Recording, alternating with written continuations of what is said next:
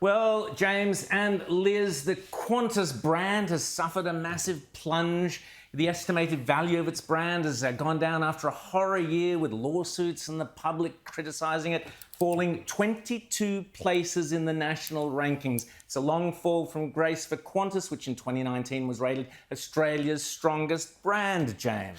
Well, and it's of no surprise, I think, to anybody who's watching today. And by the way, great to see you guys here, and happy 2024 for the first Outsiders of the year. But We're back. Qantas is, it has been in free fall, I think, for at least 5 or 10 years now. And I can tell you something, as somebody who migrated to this country 23 years ago, who first started flying back and forth to Australia on Qantas, remembers what a great airline it was, how warm it was, how good the service was, how when something went wrong, they made sure that it was fixed, with a smile and cheerfully.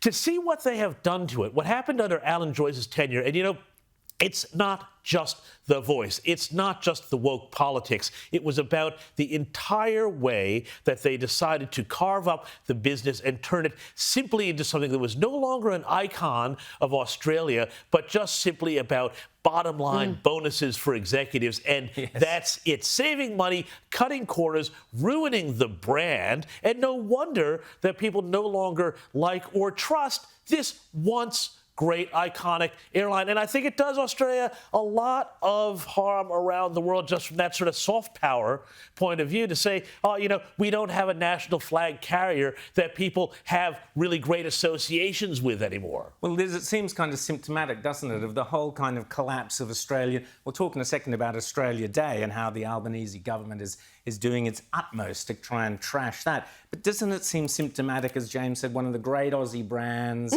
now the spirit of Australia, it called itself, now down in the dumps. Once an icon, which is what they want to happen to every single Aussie icon. You're not allowed to feel a sense of national pride about anything. And what you once did have national pride in, they're just determined to make it embarrassing now. But I think it's important to note that this is the estimated value. So we've yet to see this really reflected, I think. I remember doing a Vox Pop on the street just last year, and that's when we were in the heat of it. Qantas was under major fire, making headlines every single day, and people on the street were still just like, no, I fly with who I've always flied with. I book flights the same as I've always booked flights. I jump on, I know my dates, and I pick the best option at the time. So you do wonder how much this is actually resonating with the public, because at the end of the day, we just choose the best deal at the time. Whereas we in media land just go, oh, this is absolutely, we're across it all.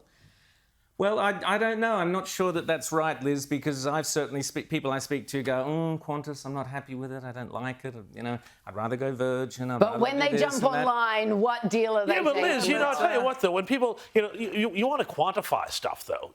It is stuff like baggage handling statistics. It's things like on-time arrivals. And when they had that huge plunge in the ability of them simply to get you and your bag to the same place, people who are, even if they're reasonably price sensitive, are going to say, well, if it's this one or $100 more for that one, and there's a better chance of not having, the first 3 days of my holiday ruined because the bag didn't come with me to wherever I'm going, people are going to, I think, spend some extra money if they can to try and buy in some of that reliability. But those problems aren't exclusive to Qantas. I think across the board, airlines simply aren't what they used to be. You used to get like 2-course meals, etc. These days, it's literally whatever they bring down the aisle. And unless you have your card on you, they don't take Apple Pay. And it's just gross snacks that nobody really wants but buys out of desperation. I think across the board, airlines are simply not what they used to be. Flying is not the experience that it used to be. There you go.